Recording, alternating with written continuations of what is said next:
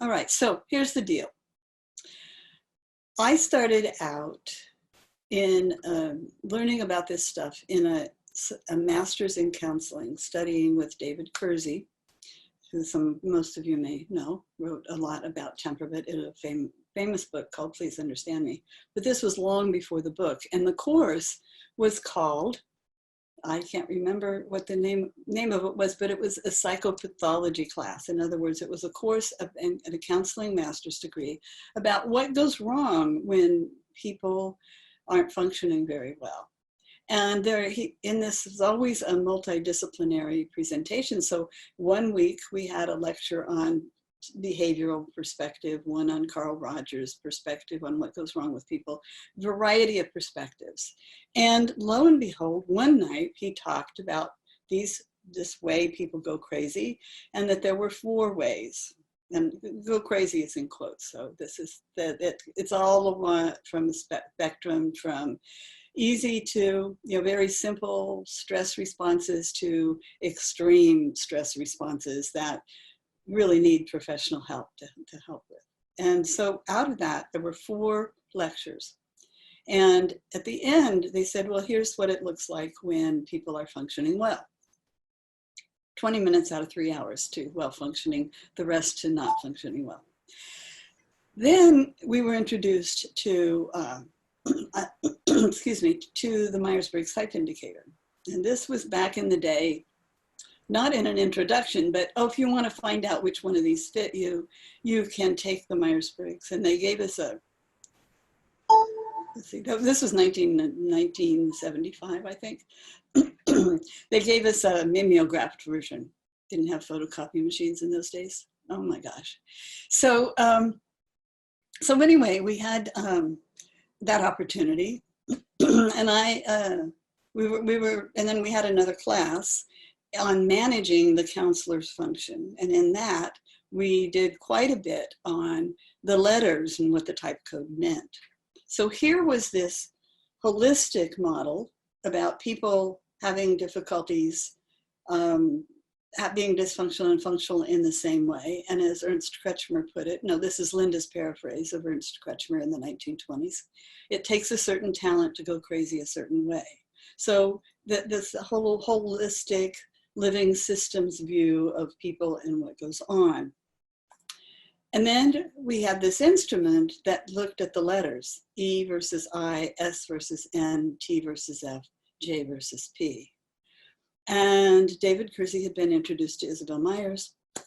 I won't give a whole history lesson here, but he took that and he found that INTP fit him really, really well. So that was like, somebody's been following me around. So he linked this theory with the Myers-Briggs, this holistic theory about why people do what they do, how they're functioning well and not so well, with the Myers-Briggs. So I got fascinated and started going to the Association for Psychological Types conferences in 1980, and every one since then. And what we encountered, which was something that David Kersey really objected to, even though he linked it to the type code, is that people were looking at parts. And you're born whole, you're conceived whole, you're conceived with a fertilized ovum, that's a single cell. And it divides and it divides and it divides, and these all divide. And as they divide, they differentiate and they take on different functions, different roles in your physiology. So when we look at E plus I and S plus N and T versus and J versus P, we're only looking at parts. And if we're identifying and help people trying to understand themselves, chances are somewhere around 40 to 80% of the time you're going to be inaccurate. And it's sort of in our nature, at least in Western culture, to think in parts of, this versus that, in dichotomies. And so that goes well, it's simple. And of course, in the end, if people understand that people are different and they start to cut people slack and understand each other, I'm not going to complain too much. But when people start getting misidentified and then they make career choices or they start to treat their spouse as if they were somebody, and then it's totally opposite what that person needs. Now we have disruption in the relationships, and we have ill health coming from that. So we found that it's very important to understand that, yes, those dichotomies are useful. They give us a little bit of information, but the more we talk about one of them, the more we might be inaccurate. So sensing is one of those. So the name of the email that went out was, "You're not a sensor." Nobody's a sensor. We're all sensors. In other words, we sense into things in different ways. Now, Jung was using, or the translation of Jung was using the word sensor or sensation as a more tangible way, and it got translated into perception by way of the five senses. Okay, that is not what it means. It is more than that. Perception is a cognitive process. It's not a passive thing, it's active. And it's much more complex than just the five senses. So what I want to cover today and share with you is a little bit about what that type code means, in that it means more than adding up parts. And that what Jung talked about were 8 psychological types, 8 functions that go on in the psyche. And we know from Dario Nardi's research that they also go on in the brain. And you can detect the patterns of brain activity, not one brain area, but a pattern that go with these 8 processes that Jung described. And so way, way back in the 80s, I believe, then John Beebe and others started looking at what then became the 8 function model. So describing these 8 functions. So you're really not a sensor. You may be a sensing type, meaning that's what you lead with. But on the other hand, that still is a little misleading, because introverted sensing and extroverted sensing are a world apart. But I'm going on a little bit too much into history, as I'm prone to do. And I can't see all the pictures, so I can't tell how many of you fell asleep. So anyway, so let me share my screen a little bit and give you a little bit of presentation. And then after I've done that, we'll take a look at some specific type patterns.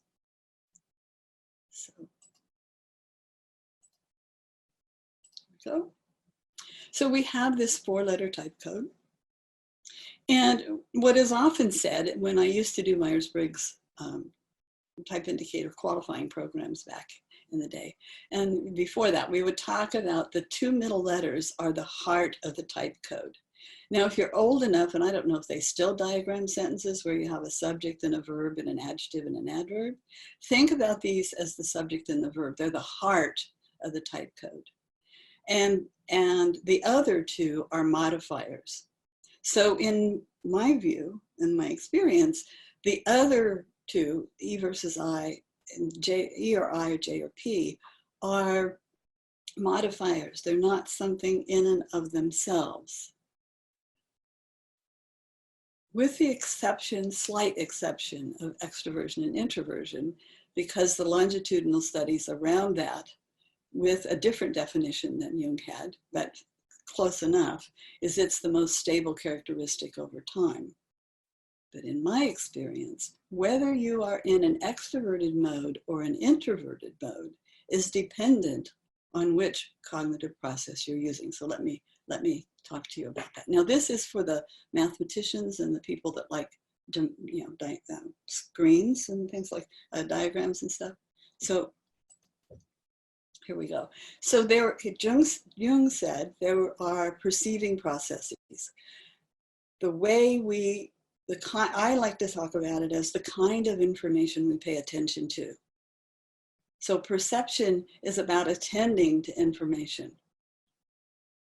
Whether it's internal or external is a different, that's another way we can take a look at that. But we're accessing information. And so the S or the N refers to that. It's the perceiving processes. I like to call them the awareness processes, to get it away from this idea of the five senses. And then there is T and F. The T and F is either thinking or feeling, which, by the way, is not a direct, not really the best translation from what I understand about what Jung meant, but I don't speak German enough to know. So, but it's a metaphor. It isn't about thinking or feeling. This is more of a metaphor for what we can talk about. And these are called judging processes. I prefer to call them evaluation processes. They're what do we do with that information? And we have preferences for one over the other. So when we look at the type code, here's what it looks like. The perceiving processes, there's sensing and intuiting. We change these to gerunds because they're active things. They're not nouns. You're not a sensor or an intuitor. You engage in these processes. And they can be used in the external world or the internal world. So in the type code language, it's SE or extroverted sensing, SI or introverted sensing, NE or NI. And that means that your awareness is internal, introverted, or external. And this happens so fast, these various awarenesses, that you're actually probably accessing one or two of these four processes, if not all four of them, in any particular moment, like the time we're together. So while I'm talking, you might be going inside and accessing what this reminds you of and checking against what was said to you before about this. Or maybe the sound of my voice is reminding you of somebody. And so, you know, you're not here anymore. You're with somebody that it reminds you of. It might be a long time you're puzzling over it. It might be just a very short time. Or you might be engaging in extroverted sensing and listening to the tone of my voice, or what you see on the screen, or the sound of the fan that's going on in the other, you know, around over here. I have a filter running, or something that flashes on your phone, or you're drawn out to what is going on in the external world and what is tangibly going on out there. Okay. If you're thinking about intuiting, and this is not the best word to use, but it's the one that's been used.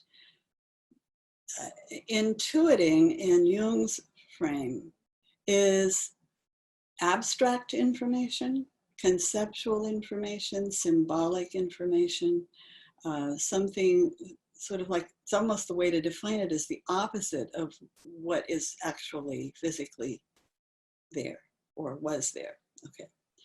So we have intuiting in the external world. When it's focused outward, it's about potentials, things that link to something to outside the context. Something maybe a little unrelated. Flight of ideas in a way that may come to you. And this builds on that, and this builds on the other thing. If you are in a moment of accessing intuitions or intuiting in this introverted way, you would probably prefer to do that without interacting with people. So, you know, if that's when often these insights come. So a solution to a problem can come wholesale, or a symbol will present itself to you, or a knowing about something that's going to happen in the future.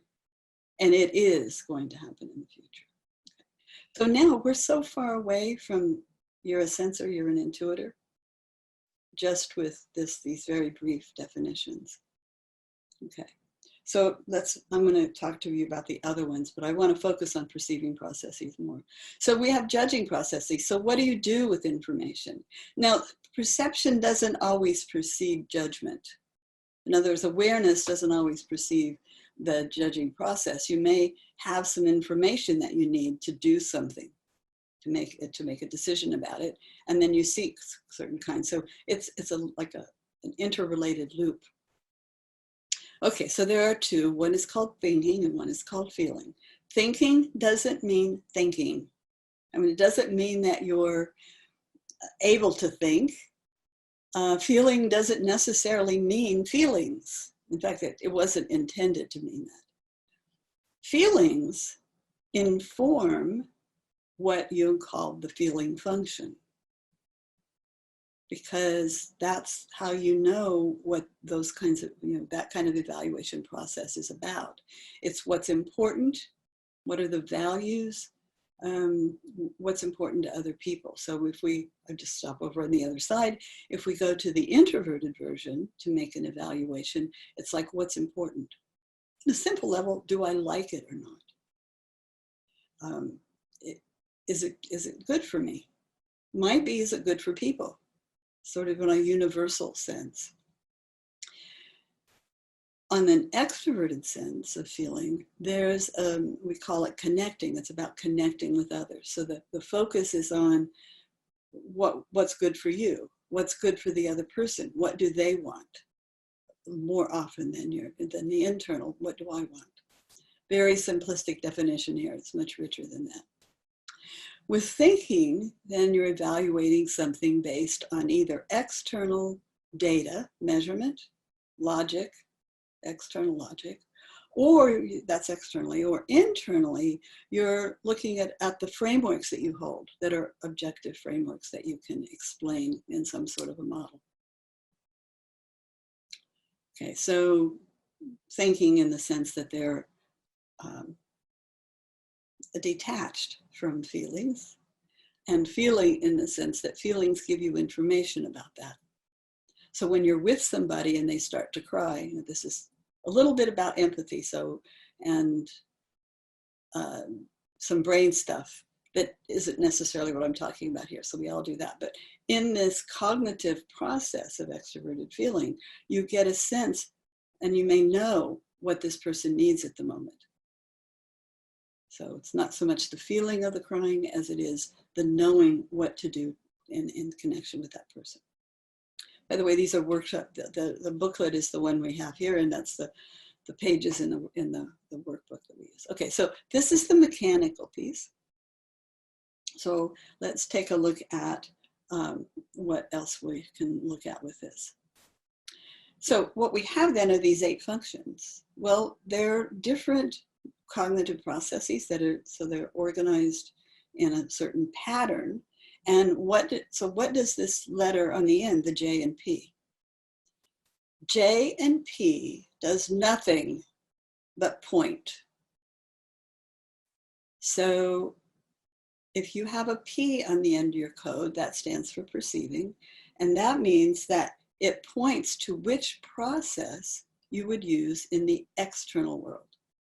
So if there's SP in your code, you're likely to prefer the extroverted sensing as a way of dealing with the world most of the time.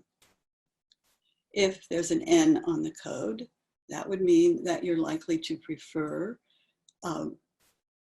seeing patterns and connections, emerging patterns, and seeing how something here relates to something looks like it's not related at all. All right, so that's what the P tells you. If there's a J on the end of the code, then that tells you that the judging process that's in the code is used in the external world. So if it's extroverted thinking, then that tells you that you're looking at external logic, measurement, constructing things, systems, things like that. If there's an F on the code, that means that you tend to live your outer life with connecting, with wanting to have connections, with making decisions about what's good for you, what's good for the group. But what happens to the other letters? What else is there? So the E and the I, and I don't have a graphic for this. So if the E and I, if there's an E on the front of the code, it tells you that whatever process, let's see if I can point this out, is extroverted is the one that you will favor,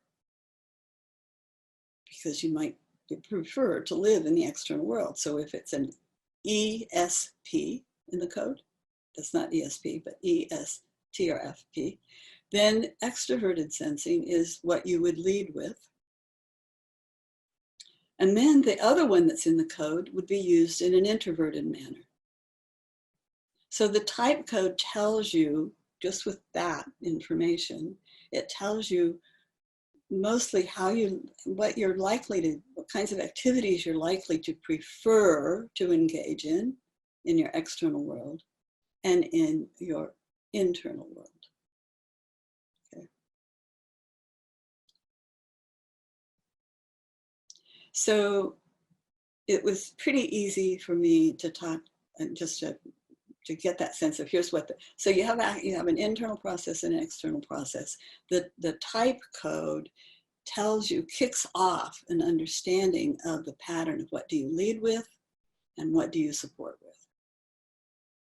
But there's more, which we'll get into in just a minute. But I want to give you another little sense. I had a note that it was helpful when I talked about extroverted sensing and introverted sensing. And I said, this is what you might be doing. If you were in the extroverted intuiting mode, you might be thinking about, I wonder if she's ever thought about how this connects to something else. And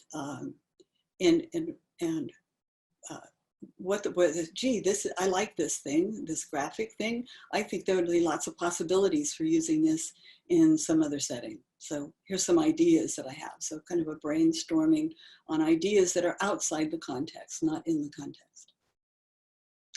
If it's introverted intuiting, if you're there, you may have spaced out a little bit and gone into a different world and sort of disconnected and had some ideas that come to you about some problem you've been working on elsewhere, and this trigger is enough to trigger you thinking about that, or something symbolic. You may have had an idea about a different way to present this whole thing that popped into your head. Okay. Very simplistic. All right, so those are the four. Let's see if I can do the extroverted thinking, introverted thinking, extroverted feeling ones. So if you're new to this process, you might be saying, so what's the research around this? How do we know? The Myers-Briggs has done EISNTFJP for years, lots of research data. At least if you were in one of the early qualifying programs, you had to memorize and learn a bunch of stuff about that. And so you might be looking for some external measures, or you might say, wow, I like this configuration here. This is really a logical explanation. Now, you don't have to have a preference for any of these to have that mental activity going on. This is just an example of the kind of activity. So introverted thinking. Well, is what she's saying accurate? This is what I learned what that meant. This doesn't match what I learned before. Is it accurate? Or maybe she could define this a little more finely, because I think that's a fuzzy definition. So going internal to your frameworks and checking for consistency. If it's extroverted feeling, looking outward to connecting, you might be wondering how other people are feeling in the moment. You may see somebody's expression on their face, or you may notice that Stephanie went off screen for a while and think, oh my gosh, what's she doing? I hope she's didn't hurt herself. I don't know, it's whatever you can think of that. And so for me, what happens is I'm saying, I've been doing a lot of lecturing now. This isn't enough. We have to stop lecturing. We have to get more involvement. So I'm using two things: concern for my participants, you guys, and the frameworks I have about good design. All right, so now if you had this feeling process introverted going on for you, you may say, wow, this is profoundly important. This is good. We need to spread this word. Or you might say, well, what she just said isn't really congruent with the way she's behaving. It seems like she's respecting this, but she doesn't, or some kind of incongruence. Right? So does that help? Hopefully. All right. Okay, so there's that one. Let me see what's next. Okay, well, so there's this whole idea of the external world and the internal world, and each process happens there. And then we have these four. So I did talk to you about those. And here's another way we like to present that. So with a little more detail. We like to use the terms for extroverted sensing about experiencing and noticing. For introverted sensing, we like to talk about it as reviewing.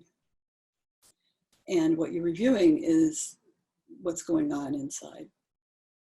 Extroverted intuiting, we talk about it as interpreting. You're interpreting something and inferring what it means. And with introverted intuiting, we call it foreseeing. It's also, I don't have a good word for it, but it's about symbolizing. It's like the symbols come to you. Okay, so these are some of the meanings. And each of these processes is used in an extroverted or an introverted way. And we could do the same for the other functions. And I think that's the end of, oh, okay. So let me stop here and find out what questions you may have, which leads me to kind of another point about each of these processes. They range from simplistic and basic to extremely sophisticated and archetypal. So when we're young, we're using them in a more simplistic way usually. So this introverted thinking is about getting to the essence of something, noticing what it really is, what are the essential qualities of it. And in a simple way, you're checking against frameworks that you already know. And of course, once they're in there, it takes a crowbar sometimes to make room for a new one, says somebody who knows well. That it needed a crowbar a few times. Even to the point of having to give up my favorite models. In the more sophisticated ways, it's really about analyzing things in such a way that you drill down into what is at the essence of it and hopefully find a single word that will convey that essence. And that's true for introverted feeling in terms of like the level of sophistication of the values that you're looking at. First, it's the values you've taken on, and then you start to see more and more finer distinctions of valuing. So we call it valuing, and we call introverted thinking analyzing.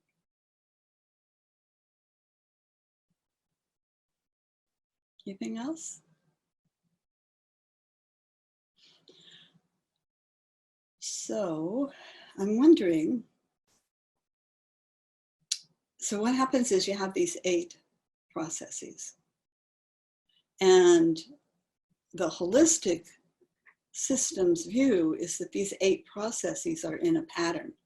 They're in a configuration in the personality, in the way that they, in relationship to each other. So living systems, to understand a living system, you have to look at the pattern. And the pattern is what stays the same over time. You can look at processes, which are activities that maintain the pattern. And then you can look at structures. And then you can look at meanings. So when Dario Nardi did the brain research, he's looking at some structures that support the pattern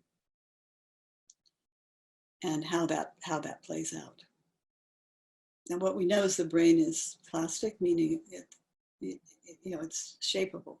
And so with experiences, you can change what the brain does, what the activities are in certain situations. And yet underneath that, what Dario is finding is that there's still the essence of the original pattern, even though a certain area of the brain might have been developed, where that's typical of other activities. Okay, now there's something else. Yeah, so what John Beebe identified and what Jung hinted at, and what Isabel Myers, when she developed the Myers-Briggs type indicator, also got at a little bit when she, they identified their interpretation of Jung, she and her mother, was that there was a dominant process and an auxiliary process. And then then they started to identify a tertiary process and an inferior process. And of course, a lot of what was written is that the inferior was inferior in quality. And then the rest of it, well, that's just there, it's in shadow, we don't do anything with it. John Beebe identified that there are these 8 cognitive processes, which I showed you the letters of, occur in a pattern naturally, and that each process is likely to play a role in the personality, a specific kind of role. So one, and that was the next slide, but I'll just tell you and then I'll show you the slide. So one tends to play a heroic role. And the positive side of that, if that's the kind of process that you use habitually, if you're probably skilled at it because you've practiced it. And it's often the kinds of things you do to save the day. And who doesn't want to be a hero? So we try to apply that to other things, and then the downside can be dominating. So for me, my pattern, introverted thinking, is my leading role. And it plays a heroic role at times, as I've clarified, oh, this is this and this is that, and this is not that. And we have all this whole business here. But darn it, sometimes I'm just so frustrated because I know I'm right. And then I put that on other people. And I did that in the Association for Logical Type for a long time. And I said, you're wrong. People don't like to hear that, so that didn't work too well. But it's a dominating thing. So there's a plus side and a negative side. And for the processes that he called the primary processes, they tend to be more positive, but they can get into the negative. So there's that. Tertiary, he called, oh, come on, I have to share it to really get it.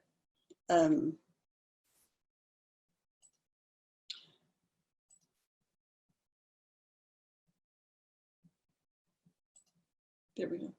So the size of the font has to do with kind of how much, what's the role, So the leading role, heroic, hero, heroic, whatever term you want to use. Supporting role, it's a good parent, it's the way you help people. Relief role will be the form you might take to play a lot. It gives you relaxation, creative child. And then there's the aspirational role, which is the idealized self, and it's what you want to do. So for example, in my pattern, INTP, I talked to you about this heroic introverted thinking or analyzing.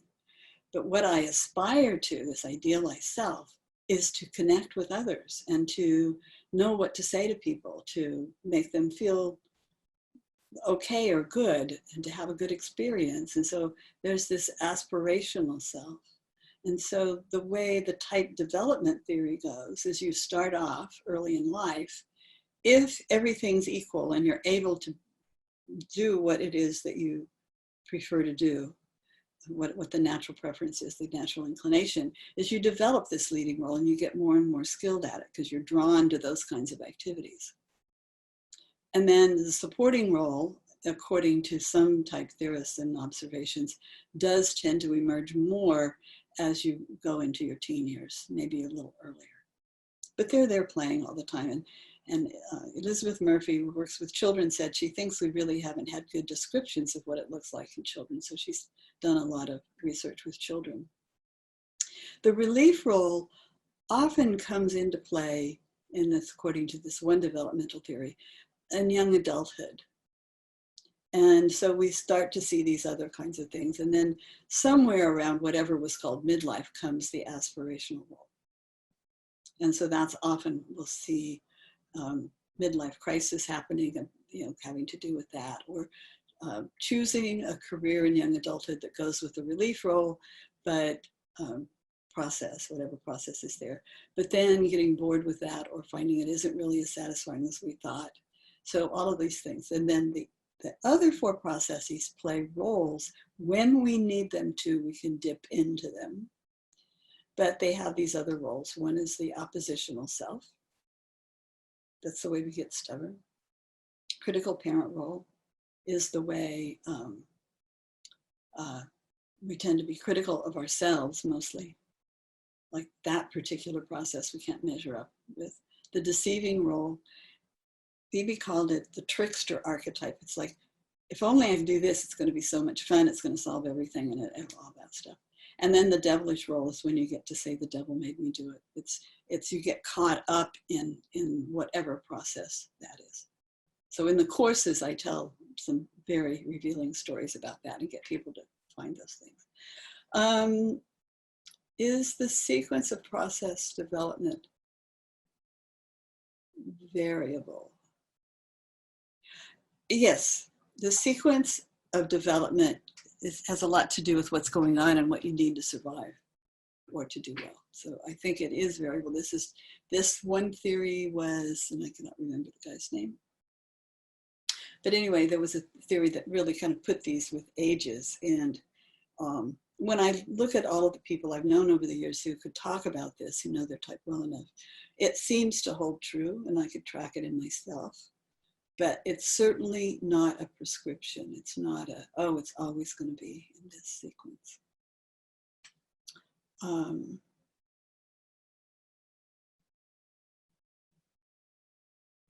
So the question came, what circumstances could you use this to help people negotiate? If you're wondering that, is that FE or GE? It depends on the motive behind it. If it's a desire to connect, or is it the desire to put order on the external world? As I considered absorbing, I don't know. And I don't know what might be excavating. Interesting, other words. I may have to open up my categories a little. We'll see. Okay. All right. So I'll just go on and share with this really quick, and then let's see if you can. So this is my type code, and I've talked about it. So we have the prime. We like to do a stick figure because there are two processes that work on the spine, what Bibi called the spine of the personality. And if you understand chakras, that's where the energy flows. And if you happen to favor chiropractic practices, you know that if things are flowing in the spine, then the healing energy is getting out to the rest. So there are all kinds of this importance of the analogy to the spine of the personality. So in the pattern, my leading role is analyzing. I almost cannot not do that. It's hard to turn it off. And then the aspirational role is connecting. So paying a lot of attention to worrying about, often more than behaving in a way that is connected. Are the learners in my courses getting what they need? Are they comfortable sharing? You know, have I set a safe environment? Those kinds of things seem to come from that. But they could also come from the principles I've learned about good training. That it's a strong desire. Okay. Supporting role is interpreting in this pattern. So it's about, if something's going on and somebody's troubled, I'm most likely to try to think of other options for their actions, or what could they do. And then the relief role is reviewing, which is why I sometimes get stuck in the stories about history, and may or may not be what's relevant at the moment when I tell you all of the details. So stereotypically, INTP in the type language says that I'm not into details. Isn't true. The kinds of details I'm into are details about theories and models, and about all of the contributing factors to something that come from past experiences. So another type might be interested in details that have to do with what you're actually seeing, and I've had some training in that. So if I'm doing coaching with somebody, I'm watching their faces and I'm watching their nonverbal behavior. I've learned to do that, had to be taught to do that, because that's what is in my shadow processes. So the devilish for me is introverted feeling, getting stuck on something I want. Deceiving is extroverted sensing. I don't trust my insights into the future. That sometimes they're really powerful as a critical parent thing. And I'm somehow, when I get something organized, don't mess with it. Physically organized. That's the segmenting. So we get stubborn that way. So there's a whole story that we can tell about how these processes are in our pattern once you get to the best fit pattern. So if you think about your own pattern, what you know about that, what questions have come up, what insights came to you,